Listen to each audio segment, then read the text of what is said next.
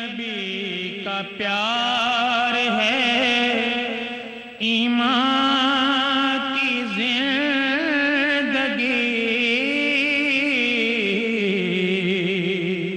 سے نہیں ہے پیار تو سب کچھ فضول ہے، نہیں ہے پیار تو سب کچھ فضول ہے۔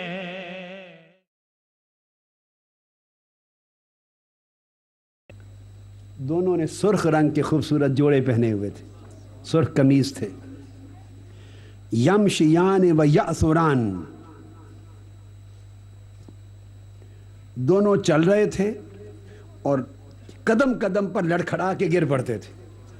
اتنے چھوٹے تھے کہ چلتے تھے یأثران، قدم قدم پہ لڑکھڑاتے گر پڑتے تھے، اس طرح چل رہے تھے۔ جب ان کا حال دیکھا فنازل رسول اللہ صلی اللہ علیہ وسلم من المنبر، آقا علیہ السلام نے خطبہ چھوڑ دیا، منبر سے نیچے اتر آئے اور جا کے دونوں شہزادوں کو اٹھا لیا۔ تو شہزادوں حسن اور حسین کی خاطر خطبہ چھوڑ کر منبر سے نیچے اتر آنا حضور کی سنت ہو گئی۔ اب حسن حسین ہیں نہیں، اب وہ دور ہے نہیں، مگر بعد میں اگر آقا کے بعد وہ کسی کا زمانہ ہوتا اور ان کی عمر وہ ہوتی تو خدا کی قسم ان کو آتا لڑکتا دیکھتے تو سنت واجبہ ہوتی، خطبہ چھوڑ کر جو واجب ہے حسن حسین کو پہلے اٹھا لو، مگر اب وہ صورت نہیں ہے نا۔ اور بعد وصال کے بعد تو پھر لڑکھڑا کے گرنے کا زمانہ نہیں رہتا عمر کا۔ آقا علیہ السلام نے ان دونوں کو اٹھا لیا، آگے سنیے، فَحَمَلَهُمَا وَوَضَعَهُمَا بَيْنَ يَدَيْهِ، دونوں کو اٹھا کر منبر پر اپنے سامنے بٹھا دیا، منبر پہ سامنے بٹھا لیا۔ یہ ترمذی شریف کی حدیث ہے۔ اب اور جگہ بھی یہ حدیث مختلف طرق سے آئی ہے۔ ایک اور جگہ حدیث کی روایت میں یوں آیا ہے کہ پھر خطبہ شروع کیا تو خطبہ کے کچھ کلمات کہتے لوگوں کو دیکھتے اور پھر پلٹ پلٹ کے حسن اور حسین کو بھی دیکھتے کہ ان کو کیا سمجھ آ رہی ہے، یہ ہنس رہے ہیں نہیں ہنس رہے، ان کا ری ایکشن کیا ہے۔ تو خطبہ دیکھتے کبھی ادھر کبھی حسنین کریمین کو دیکھتے۔ اپنے بٹھا لیا سامنے، ثم قال صدق اللہ انما اموالکم واولادکم فتنہ، اور فرمایا اللہ نے صحیح کہا کہ تمہارا مال و دولت اور اولاد تمہاری بڑی آزمائش ہیں، اولاد اور مال و دولت تمہارے لیے بڑی آزمائش ہیں۔ تو یہ آزمائش ہیں۔ فرمانے کہ فنظرت الی ہذین الصبیین یمشیان و یاسران، خود صحابہ کو اب خطبہ دے، یہ خطبہ چل رہا ہے، یہ خطبہ جمعہ چل رہا ہے، اب حسنین کا ذکر ہو گیا ہے، تذکرہ ہو رہا ہے۔ ارے حسنین کا تذکرہ، ان کے گرنے کا، چلنے کا، سنبھلنے کا، اٹھانا اور پھر ان کی بات بتانا، یہ اگر خطبہ جمعہ کا حصہ ہے تو ہم عام مجلس میں ذکر حسین کیوں نہ کریں۔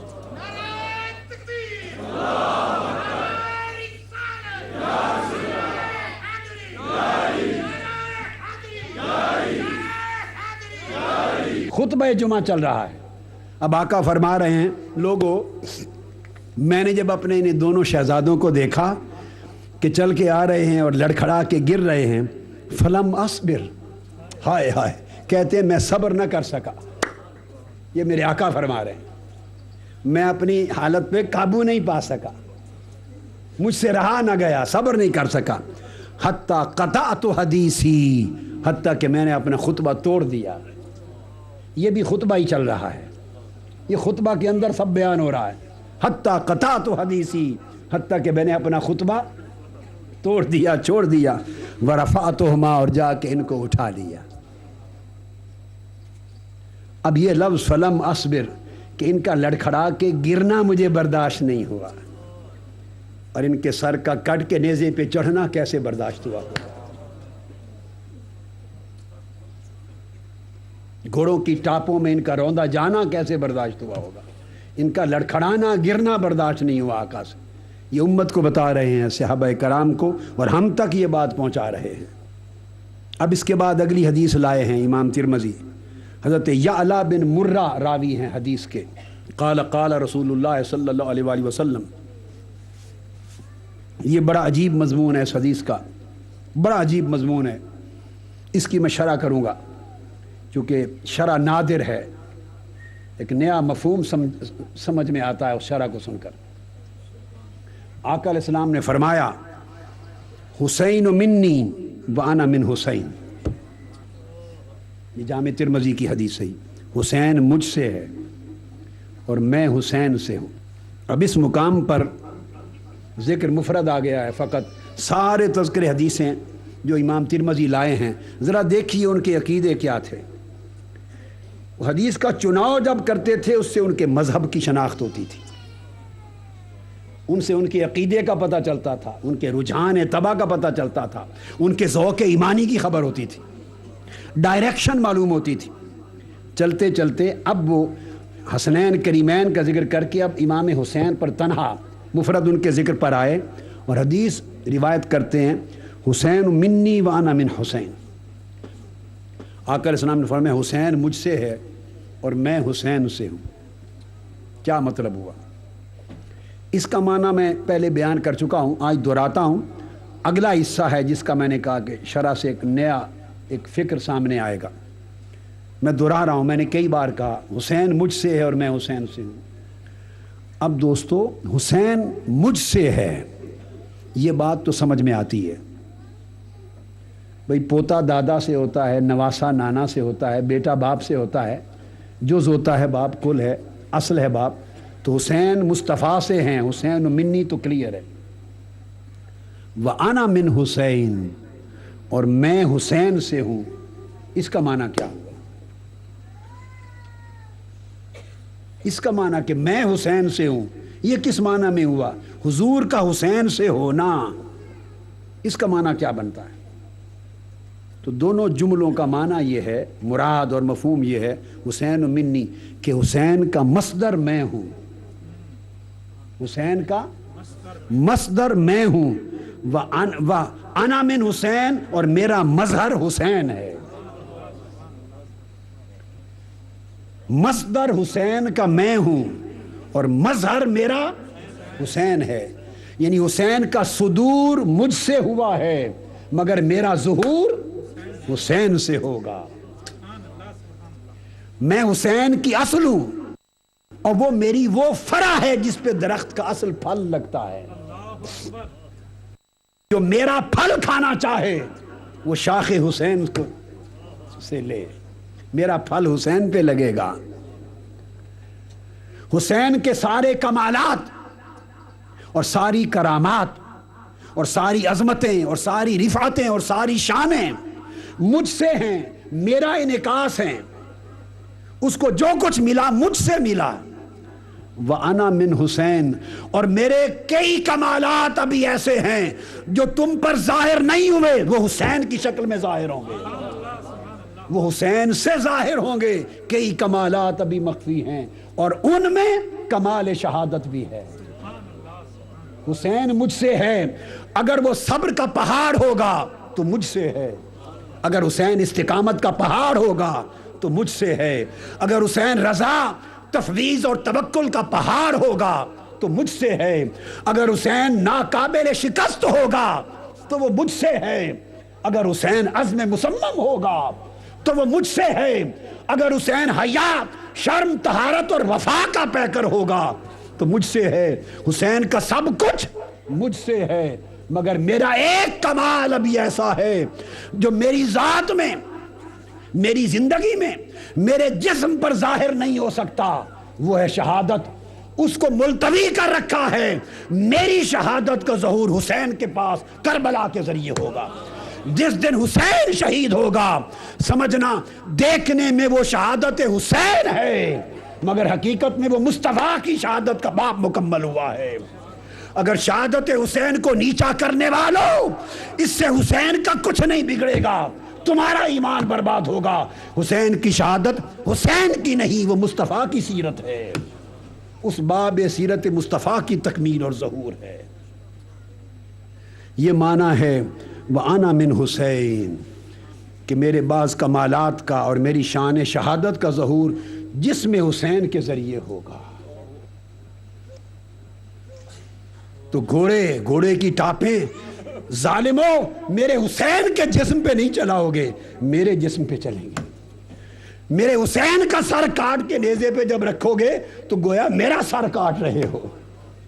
میرے حسین کے خوبصورت لبوں پر جزید بدبخت جب چھڑی چلائے گا تو اس کے نہیں میرے لبوں پہ مار رہا ہے. انا من حسین، تو حسین میں مجھ کو دیکھنا. انا من حسین کا معنی ہے حسین میں مجھ کو دیکھنا. جو حسین میں انا من حسین مصطفیٰ کو دیکھتے ہیں وہ آج تک حسین حسین کرتے ہیں، حسین سے محبت کرتے ہیں.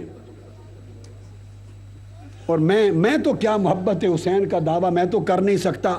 میں تو یہ کہا کرتا ہوں کہ حسین میں تیرا سگ ہو جاؤں تو یہ بھی میری سعادت ہے. حسین کے در کا کتا قبول ہو جاؤں، حسین مجھے اپنا سگ قبول کر لے تو میرا تو بیڑا پار ہو گیا. محبت کرنا تو اور اونچی بات ہے. اور کچھ کر سکے نہ کر سکے، اہل بیت کی عزت کے محافظ بن کے دنیا میں پھرتے ہیں. ہم ان کی محبت و مودت کے ڈنکے بجاتے ہیں، سر عام بجاتے ہیں. یہ تو ایک معنی ہو گیا. اب آگے آقا نے فرمایا احب اللہ من احب حسینہ. لوگو اللہ اس سے محبت کرتا ہے جو حسین سے محبت کرتا ہے. اللہ اس سے محبت کرتا ہے جو حسین سے محبت کرتا ہے. تو حسین سے محبت کرنا اللہ کا محبوب بن جانا ہے، اللہ کا محب بننا نہیں. جو حسین کا محب ہو جائے وہ خدا کا محبوب ہو جاتا ہے. اب آخری حصہ بڑا عجیب ہے. تیسرا حصہ فرمایا حسین سبتم من الاسبات. لفظ سبتم من الاسبات. اب سبت کی جمع اسبات ہے. سبت کا معنی قوم اور امت کے لیے آتا ہے. سبت کا لفظ اس سے مراد کیا ہے؟ قوم اور امت. اب اس کا معنی یہ ہے، قاضی ایاز نے اس کی شرح میں لکھا، ائمہ نے اس کی شرح میں لکھا، صاحب تحفۃ الاحوذی نے، عبدالسلام مبارک پوری تمام نے اس کی شرح میں لکھا، کل اہل لغت نے لکھا. سبت کی جمع اسبات اور اس سے مراد قوم اور امت ہے. تو آقا نے فرمایا حسین، یہ بات خاص کہنا چاہتا ہوں آج، سبتم من الاسبات. لوگوں میرے حسین کو تنہا ایک فرد نہ سمجھنا. ہائے ہائے ہائے ہائے، ایک فرد نہیں ہے، یہ امتوں میں سے ایک امت ہے. تنہا حسین ایک امت ہے. حسین تنہا ایک امت ہے. امام ابن الاسیر جو النہایہ کتاب ہے غریب الحدیث کی، حدیث کے غریب الفاظ کے معنی پر معتبر اور معتمد ترین کتاب دنیا علم میں، ابن الاسیر کی النہایہ، اس میں اٹھی. وہ فرماتے ہیں اے امت من الامم فی الخیر. خیر کے باب میں حسین امتوں میں سے ایک امت ہے، ایک فرد نہیں ہے. ایک فرد نہیں ہے. یعنی قبیلے کو بھی کہتے ہیں، گروہ کو کہتے ہیں، قبیلہ کو، امت کو. تو من الامت من الامم ابن اسیر النہایہ میں لکھتے ہیں. اس کا معنی یہ ہے لوگوں کو یہ فکر ہے کہ 1400 سال گزر گئے، شہادت حسین کا ذکر ختم ہونے کو نہیں آتا. اور بھی شہادتیں ہوئیں، ایک حسین ہی کی شہادت کا ذکر کیوں؟ مختصر جواب میرے آقا نے خود دے دیا. اس لیے کہ جتنی شہادتیں ہوئیں وہ اسی ایک ہستی کی شہادت تھی. جس کی بھی شہادت ہوئی وہ شہادت عظیم تھی، اکبر شہادت تھی، اعظم شہادت تھی، مگر اس مقدس ہستی کی. مگر حسین کی شہادت ایک فرد کی نہیں، پوری امت کی شہادت. اس لیے حسین کا جب ذکر ہوگا، اگر ایک فرد ہوتا تو شاید اس کی شہادت کا ذکر اور اس کا ذکر مٹ گیا ہوتا. اب حسین خود ایک امت میں بدل گیا ہے. اب جس طرح میری امت قیامت تک ختم نہیں ہو سکتی، اس طرح حسین کا ذکر قیامت تک ختم نہیں ہو سکتا. ہوا سبت من الاسبات اے امت من الامم. اب حسین ایک فرد نہیں رہا، وہ پوری امت بن گیا ہے. امت بن گیا ہے. اس لیے کہتے ہیں کہ انسان کو بیدار تو ہو لینے دو. ہر قوم پکارے گی ہمارے ہیں حسین، حسین جیتیں گے آخر، یزید ہارے گا. کیوں؟ ہوا سبت من الاسباط امت من الامم. آقا نے تسلسل دے دیا ہے، اجتماعی تسلسل حسین کو. حسین کو حیات دائمی دے دی ہے میرے آقا نے.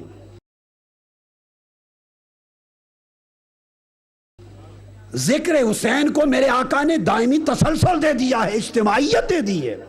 اس لیے حسین جیتیں گے، حسین جیتیں گے آخر. سنو، یزید ہارے گا. کیا؟ حسین جیتیں گے آخر، یزید ہارے گا. جنا سے آئی ہیں زینب یہ فیصلہ لے کر، جنا سے آئی ہیں زینب یہ فیصلہ لے کر. سیدہ زینب جنت سے یہ فیصلہ اللہ کی بارگاہ سے لے کے آئی ہیں، سنا رہی ہیں. دمشق کے منبر پہ سنا رہی ہیں، مدینہ کی گلیوں میں سنا رہی ہیں، بدبخت یزید کے دربار میں سنا رہی ہیں، سرے بازار سنا رہی ہیں کہ حسین جیتیں گے آخر، یزید ہارے گا. لوگوں، ہمارے سر قلم کر کے یہ نہ سمجھنا کہ حسین شہید ہو گیا، خانوادہ رسول شکست پا گیا اور یزید جیت گیا. نہیں، یہ نہیں ہے، یزید ہارے گا. آج حسین کا نام دن بدن فروغ پاتا جا رہا ہے، کیونکہ ہوا سبت من الاسباط امت من الامم. اور یزید بدبخت کا نام و نشان نہیں کہیں ملتا، اس کی قبر کا بھی نشان نہیں ملتا. ارے یزید کی قبر اور حسین کی قبر کا موازنہ کر لو. ہائے ہائے ہائے، حسین کی قبر عرش بھی رشک کرتا ہے، اس کے حسن پر عرش بھی رشک کرتا ہے. اور یزید کی قبر پہ کوڑا کرکٹ پھینکتا، لوگ تھوکتے نہیں ہیں اس بے ایمان کی قبر پہ. کوڑے کرکٹ کی جگہ ہے، میں نے دیکھی ہے وہ جگہ، مقبرہ باب الصغیر دمشق میں دیکھی ہے میں نے. تھوکتا کوئی نہیں ہے وہاں اس دمشق میں اس جگہ پہ، کیونکہ وہ ہار گیا. تو آقا علیہ السلام نے حسین کو خود ایک امت کی مانند کہا. اور اس کا ایک اور سبق، جب امت کہا تو امت کا اشارہ کثرت کی طرف ہوتا ہے. امت کا اشارہ، حضور نے ایک غیبی مستقبل کی خبر بھی دے دی. امت کا اشارہ کثرت کی طرف ہوتا ہے.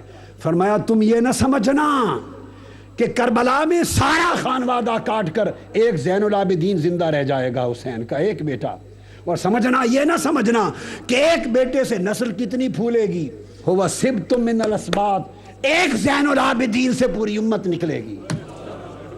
اب یزید کی نسل کٹ گئی اور حسین کے زین العابدین کی نسل ساری کائنات میں پھیل گئی، کیونکہ حضور نے حسین کو امت بنا دیا. بھی حدیث امام ترمذی نے تو روایت کی، حدیث حسن. اس کو امام بخاری نے بھی روایت کیا الادب المفرد میں، اور ابن ماجہ نے بھی، اور امام حاکم نے بھی. یہ وجہ ہے. اور پھر چونکہ سیدنا امام عالی مقام امام حسین کا میں نے عرض کیا کہ آقا علیہ السلام نے فرمایا حسین منی و انا من حسین، میں حسین سے ہوں. گویا حسین کی شہادت سیرت محمدی کا ایک باب ہے. تو جس طرح سیرت محمدی کو تسلسل ہے، دوام ہے، کبھی انقطاع اور اختتام نہیں ہوگا، اس طرح ذکر حسین کو اور ذکر عظمت حسین کو اور پیغام حسین کو دوام ہے، کبھی اختتام نہ ہوگا. یہی وجہ ہے کہ شہادتیں بہت ہوئیں، مگر کسی شہادت کا ذکر، جو میں نے بات شروع میں کی تھی، میرے آقا نے نہیں کیا. ذکر شہادت حسین کرنا خود سنت مصطفیٰ ہے. ہم سنت رسول ادا کر رہے ہیں بیٹھ کر. حضور سیدنا امام علی مقام کی شہادت کا ذکر کر رہے ہیں، میرے آقا ذکر کرتے تھے حسین کی شہادت کا. ابھی شہادت کو 60 سال باقی تھے، ابھی شہادت کو 59 برس 58 برس 57 برس باقی تھے. تو حضور کربلا تک کا ذکر بتا گئے امت کو، کربلا کا ذکر بتا گئے. یہ جو حضرت ابو ہریرہ دعا کرتے تھے، اللہم انی اعوذ بک من امارت الصبیان وراث الستین، میں 60 ہجری کی ابتدا سے پناہ مانگتا ہوں، وہ انہوں نے خود ہی بنا لی تھی. یہ بات یہ آقا سے سنی تھی کہ 60 ہجری میں میرا حسین شہید ہوگا. سن شہادت، شہید ہونا مصطفیٰ نے بتایا، سن شہادت مصطفیٰ نے بتایا، مقام شہادت مصطفیٰ نے بتایا. اور پھر جو قاتل ہیں ان کا بدلہ لیا جائے گا، یہ بھی مصطفیٰ نے بتایا۔ اب یہ بھی ترمذی شریف کی حدیث کوٹ کر رہا ہوں، ترمذی، یہ نہیں آپ سمجھیں کہ کسی چھوٹے درجے کی کتب حدیث میں سے ہے، لوگوں کو یہ بھی مغالتے ہیں، یہ کوئی تاریخ کی کتابوں سے نہیں دے رہا، ابھی تک باب جامع ترمذی کا چل رہا ہے، اب اس میں شہادت حسین کا ذکر ہے، وہ بیان کرتے ہیں، یہ ترمذی شریف کی کوٹ کر رہا ہوں، حدیث نمبر 3780۔ اب یہ کوئی میں طبری یا ابن عساکر یا البدایہ والنہایہ یا ابن الاسیر یا تاریخ اسلام سے نہیں دے رہا ہوں حوالہ، ابو سعید الاشج کے طریق سے، اور انہوں نے روایت کیا امام ابو خالد الاحمر سے، انہوں نے رضی سے قال حدثتنی سلمہ قال دخلت علی ام سلمہ، میں حضور علیہ السلام کی زوجہ محترمہ ام المومنین حضرت ام سلمہ رضی اللہ تعالیٰ عنہ کے گھر داخل ہوئی، ان کی خدمت میں، یہ ترمذی شریف ہے حدیث، صحاح ستہ کی، داخل ہوئی، وہی تبکی، ام المومنین حضرت ام سلمہ رضی اللہ تعالیٰ عنہ رو رہی تھیں، رو رہی تھیں، فقلت ما یبکیک، میں نے عرض کیا یا ام المومنین آپ کو کس بات نے رلایا ہے، کس بات نے رلا دیا آپ کو؟ قالت رأیت رسول اللہ صلی اللہ علیہ وآلہ وسلم تعنی فی المنام، یہ 60 ہجری کا ہی واقعہ ہے، یہ سن 60 ہجری کا واقعہ ہے، فرماتی ہیں سلمہ میں سوئی ہوئی تھی اور خواب میں ابھی آقا علیہ السلام تشریف لائے، میں نے خواب میں آقا علیہ السلام کی زیارت کی، وَعَلَىٰ رَأْسِهِ وَلِحْيَتِهِ التُّرَابُ، اور آپ کے سر مبارک پر اور ریش مبارک پر گرد تھی، سر مبارک پر اور ریش مبارک پر گرد تھی، فَقُلْتُ مَا لَكَ یا رسول اللہ، میں نے عرض کیا آقا یہ آپ کو کس حال میں دیکھ رہی ہوں، سر انور پر ریش مبارک پر گرد ہے، گرد آلود بال ہے، کس حال میں دیکھ رہی ہوں؟ قال شہدت قتل الحسین آنفا، فرمایا ام سلمہ ابھی مقتل حسین سے آ رہا ہوں، میرا بیٹا حسین شہید ہو گیا ہے۔ اب یہ حدیث صحیح ہے جامع ترمذی کی، اس سے کیا ثابت ہوا کہ 10 محرم الحرام کے دن تاجدار کائنات میدان کربلا میں تھے، حضور کربلا میں تھے اور آنکھوں سے دیکھ رہے تھے کہ حسین جس وقت تک میں ظاہری حیات میں تھا تمہیں کندھوں پر میں نے اٹھایا، تو نے اپنی زبان چسائی، آج میری محبتوں شفقتوں کی لاج رکھ لینا، تجھے پالا اس لیے تھا کہ کربلا کے دن تو استقامت کا پہاڑ بن جائے۔ حضور سارا دن کربلا میں رہے، اور ام سلمہ رضی اللہ تعالیٰ عنہ فرماتی ہیں آقا نے فرمایا شہدت قتل الحسین آنفا، میں ابھی مقتل حسین سے کربلا سے آ رہا ہوں، اس لیے رو رہی ہوں۔ فرماتی ہیں وہ سمجھ گئیں، رو رہی ہوں، سمجھ گئیں کہ حسین شہید ہو گئے، وہ سمجھ گئیں کہ حسین شہید ہو گئے۔ ہائے ہائے، میں امام ترمذی کا مضمون مکمل کر لوں پھر میں اسی مقتل پر آتا ہوں اور باقی احادیث کو لیتا ہوں، تاکہ پتہ چل جائے کہ امام ترمذی جیسے ہمارے اماموں نے شہادت امام حسین کا ذکر اس جامع ترمذی نے کتنا کیا ہے۔ حدیث نمبر 3787 پر حضرت حفصہ بن سیرین کے طریق سے وہ روایت کرتی ہیں حضرت انس بن مالک رضی اللہ تعالی عنہ سے، امام ترمذی نے اپنی سند کے ساتھ روایت کیا، انس بن مالک رضی اللہ تعالی عمر مبارک 90 برس سے زائد تھی۔ اب یہ ترمذی شریف ہے، بڑی غور سے، میں تاریخ کی کتابوں کو نہیں لیا میں نے۔ فرماتے ہیں قال کنت عند ابن زیاد، میں ابن زیاد کے پاس دربار میں موجود تھا، فجیء برأس الحسین، جب نیزوں پر اٹھا کر حسین کے سر لائے گئے، خانوادہ رسول کے سر لائے گئے، کٹا ہوا سر حسین کا جب ابن زیاد کے پاس لایا گیا، حضرت انس بن مالک رضی اللہ تعالیٰ عنہ فرماتے ہیں میں وہاں موجود تھا. یہ جامع ترمذی کتاب المناقب کی حدیث ہے، اور یہ تو صرف ایک ہے، اس طرح بے شمار کتب حدیث میں آگے کوٹ کروں گا آگے ابھی چل کے، کیونکہ ابھی صرف ترمذی لے رہا ہوں. میں بہت سے مضامین اور تھے وہ سارے چھوڑ رہا ہوں، چونکہ میں اب آخری حصے کو حدیث سے بیان کرنا چاہتا ہوں. بڑے طویل مضامین ہیں، کسی اور وقت پہ انشاءاللہ کریں گے. قرآنی آیات سے اور حدیث سے بہت تفصیلات تھیں. تو حضرت انس بن مالک رضی اللہ تعالیٰ عنہ گواہ ہیں، وہ بتاتے ہیں کہ کٹا ہوا سر لایا گیا، اور روایت کرنے والے امام ترمذی ہیں. فجیء براس الحسین، امام حسین کا سر انور لایا گیا. فجعل یقول بقدیب لہ فی انفہ، تو جو ابن زیاد تھا، عبید اللہ بن زیاد بن ابی سفیان، وہ ابن زیاد بدبخت، اس کے ہاتھ میں چھڑی تھی. یہ یزید کا چچا زاد بھائی تھا، ابن زیاد یزید کا کزن تھا، ایک گھرانہ تھا.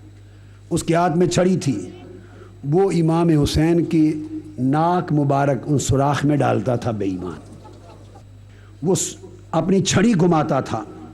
وہ یقول ما رأیت مثل ھذا حسنا، اللہ بہتر جانے اس خبیث نے طنز کے ساتھ کہا یا کیا کہا، اس نے کہا ایسا حسن میں نے آج تک کبھی نہیں دیکھا.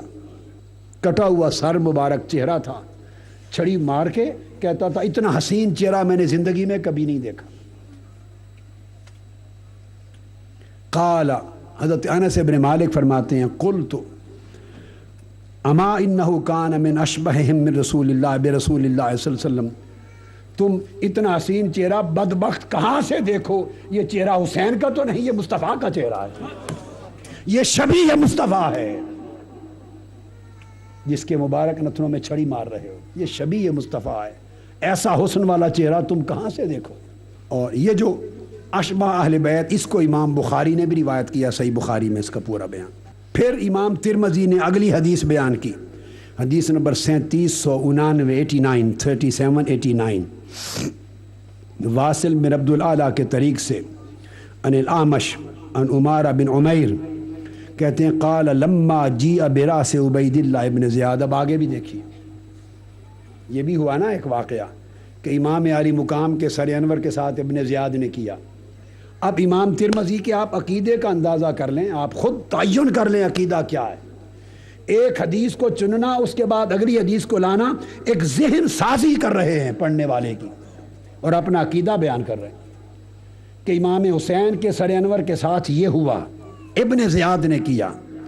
اب آگے جب اگلی حدیث لا رہے ہیں، فرماتے ہیں کہ عمارہ بن عمیر نے کہا، روایت کیا عمارہ بن عمیر نے، وہ کہتے ہیں کہ جب عبید اللہ بن زیاد، وہی ابن زیاد جس نے چھڑی ماری تھی، فرماتے ہیں جب اس کا سر کٹا، ٹھیک 6 سال کے بعد یا 7 سال کے بعد، 66 ہجری یا 67 ہجری میں ان کے سر کٹے.